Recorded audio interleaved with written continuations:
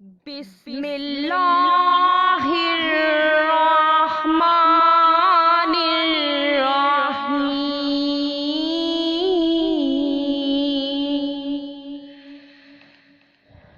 السلام علیکم، میں شگفتہ اور آپ دیکھ رہے ہیں اور سن رہے ہیں نعت اینڈ اسلامک ریسرچ چینل۔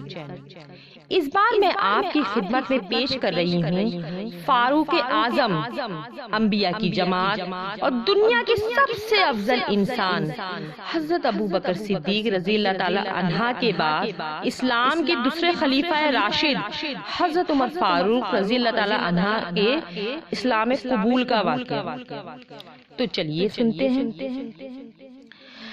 حضرت عمر کے زمانے میں اسلامی امت 22 لاکھ مربع تک پھیل گئی تھی۔ ان کی خلافت کا زمانہ بہترین حکومت کا زمانہ تھا۔ اتنے بڑے حکمران ہونے کے باوجود شہر سے باہر گرم زمین پر کوئی پتھر وغیرہ سر کے نیچے رکھ کر کیلولہ کر لیتے تھے۔ بڑے بڑے طاقتور حکمران ان کے ناف سے کانپتے تھے، جبکہ خود کا یہ حال تھا کہ جسم پر کھردرا لباس ہوتا تھا۔ حضرت عمر فاروق رضی اللہ تعالی عنہ ہجری سال شروع ہونے سے 40 سال پہلے 583 عیسوی یا 584 عیسوی میں مکے میں پیدا ہوئے۔ نبی کریم صلی اللہ علیہ وسلم ان سے 13 سال پہلے دنیا میں تشریف لا چکے تھے۔ والدین نے حضرت عمر کا نام عمر رکھا، کنیت ابو حفص اور لقب فاروق تھا، یعنی حق اور باطل میں فرق کرنے والا، اور یہ لقب بھی انہیں حضرت محمد صلی اللہ علیہ وسلم نے عطا فرمایا تھا۔ حضرت عمر کا سلسلہ 8ویں پشت میں نبی کریم صلی اللہ علیہ وسلم سے جا ملتا ہے۔ آپ رضی اللہ تعالی عنہ میں جب دنیا میں آنکھ کھولی تو مکے میں آپ کی حیثیت قریش کے سردار کے بیٹے کی تھی۔ یہ قبیلہ حضرت اسماعیل رضی اللہ تعالی عنہ کی اولاد میں سے تھا۔ قریش کے آگے جا کر 10 کے قریب قبیلے بن گئے۔ ان میں نبی کریم صلی اللہ علیہ وسلم بنو ہاشم میں سے تھے، ابو بکر بنو تیب اور عمر فاروق رضی اللہ تعالی عنہ بنو عادی سے تھے۔ یہ 10 کے 10 قبیلوں کے سپرد الگ الگ کام تھے۔ مثلا کوئی خانہ کعبہ کی دیکھ بھال کرتا تو کوئی حاجیوں کو پانی پلاتا تھا، کوئی جھگڑوں کے فیصلے کرتا تو کوئی جھگڑے ختم کرواتا تھا۔ بنو عادی کے ذمے 2 کام تھے۔ قریش کو کوئی ایلچی بھیجنا ہوتا تو یہ بھیجتے تھے۔ دوسرا کام یہ تھا کہ بنو قریش میں کوئی جھگڑا ہو جاتا تو بنو عادی کا سردار جھگڑا ختم کراتا تھا۔ بنو عادی کے گھر صفا اور مروہ پہاڑیوں کے درمیان تھے۔ حضرت عمر رضی اللہ تعالی عنہ یہیں پیدا ہوئے اور یہیں پرورش پائی۔ ان کے والد خطاب بنو عادی کے سردار تھے۔ اس زمانے میں نبی کریم صلی اللہ علیہ وسلم نے نبوت کا اعلان کیا۔ حضرت عمر کے والد خطاب فوت ہو چکے تھے۔ حضرت عمر بڑے ہوئے تو باپ نے اونٹ چڑھانے پر لگا دیا۔ جوانی کی عمر کو پہنچنے تک لکھنا پڑھنا سیکھ چکے تھے۔ نبی کریم صلی اللہ علیہ وسلم نے جب نبوت کا اعلان کیا تو کل 17 آدمی لکھنا پڑھنا جانتے تھے۔ ان میں سے ایک حضرت عمر فاروق رضی اللہ تعالی عنہ بھی تھے۔ حضرت عمر فاروق رضی اللہ تعالی عنہ اونچے قد کے طاقتور آدمی تھے۔ کشتی کا فن بھی سیکھا اور اس کے علاوہ ان کو تیر زنی اور گھوڑ سواری میں بھی کمال حاصل تھا۔ مزاج میں غصہ بہت زیادہ تھا۔ جوان ہونے پر تجارت کا پیشہ اختیار کیا۔ جب نبی کریم صلی اللہ علیہ وسلم نے نبوت کا اعلان کیا تو ان کی عمر 27 سال تھی۔ قریش کے معزز لوگوں میں ان کا شمار ہوتا تھا۔ حضرت عمر نے اسلام قبول نہیں کیا اور حضرت عمر اپنے باپ دادا کے مذہب پر سختی سے ڈٹے رہے اور ڈٹ کر اسلام کی مخالفت کی۔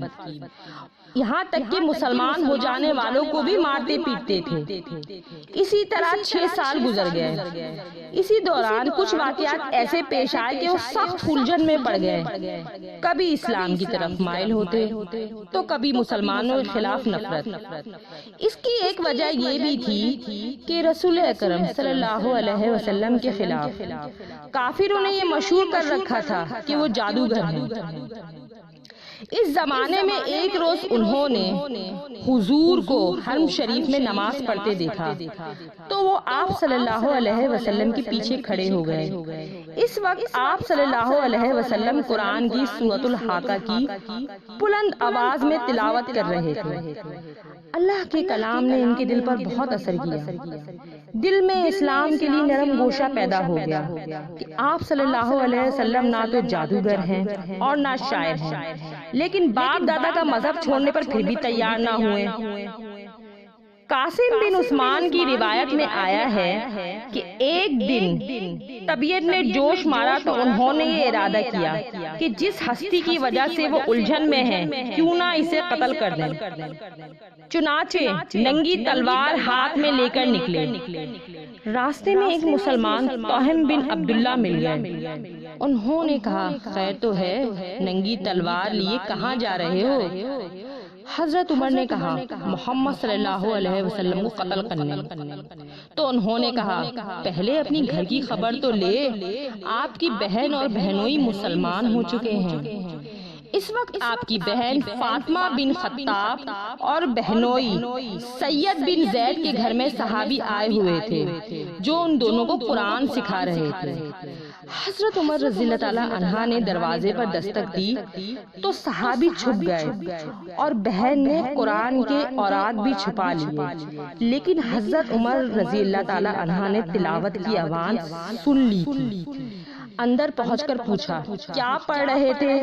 مجھے معلوم ہوا ہے کہ تم لوگ مسلمان ہو چکے ہو، اپنے باپ دادا کے مذہب سے پھر گئے ہو۔ یہ کہہ کر انہوں نے اپنی بہن اور بہنوئی کو مارنا شروع کر دیا۔ بہن کے سر پر لکڑی ماری کہ اس کے سر سے خون نکلنے لگا۔ اسی وقت دونوں کے منہ سے نکل رہا تھا، اے عمر، ہم مسلمان ہو چکے ہیں، اللہ کے رسول پر ایمان لے آئے ہیں، تم سے جو ہو سکے وہ کر لو، اسلام تو ہمارے دلوں سے اب نہیں نکل سکتا۔ عمر رضی اللہ تعالیٰ عنہ نے جب بہن کا خون دیکھا اور یہ الفاظ سنے تو غصہ ٹھنڈا ہو گیا اور بولے، اچھا جو تم پڑھ رہے تھے مجھے دکھاؤ۔ بہن نے وہ اوراق ان کو دے دیے۔ اس پر سورۃ الطحا کی آیت لکھی تھی۔ انہوں نے اس کو پڑھا تو بے اختیار پکار اٹھے، واہ کیا عمدہ اور اعلیٰ درجے کا کلام ہے۔ یہ سن کر خباب بن ارگ بھی باہر نکل آئے اور بولے، اے عمر، اللہ کی طرف آؤ۔ یہ سن کر حضرت عمر رضی اللہ تعالیٰ عنہ کہنے لگے، مجھے محمد صلی اللہ علیہ وسلم کی طرف لے چلو۔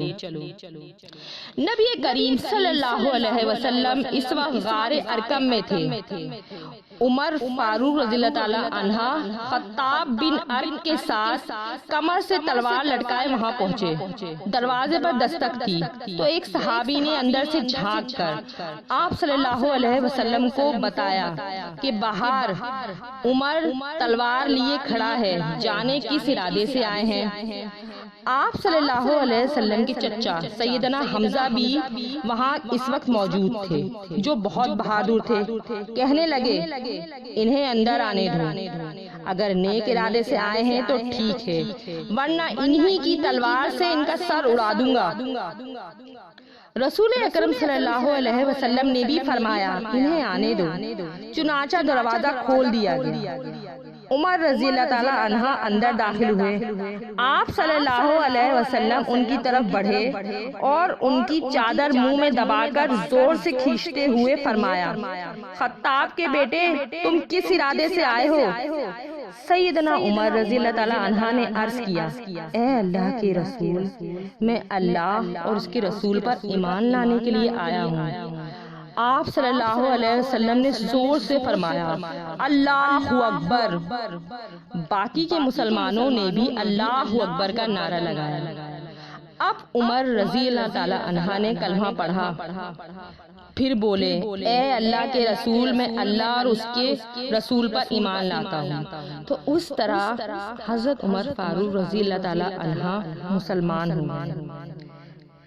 آپ صلی اللہ علیہ وسلم کی وفات کے بعد خلافت کے مسئلے پر مسلمانوں میں بہت اختلاف پیدا ہوا، تو آپ صلی اللہ علیہ وسلم کی جگہ حضرت عمر فاروق رضی اللہ تعالی عنہ نے حضرت ابو بکر صدیق کا نام خلافت کے لیے چنا، جو سب کو بہت پسند آیا۔ تو یہ تھا حضرت عمر فاروق رضی اللہ تعالی عنہ کے قبول اسلام کا واقعہ۔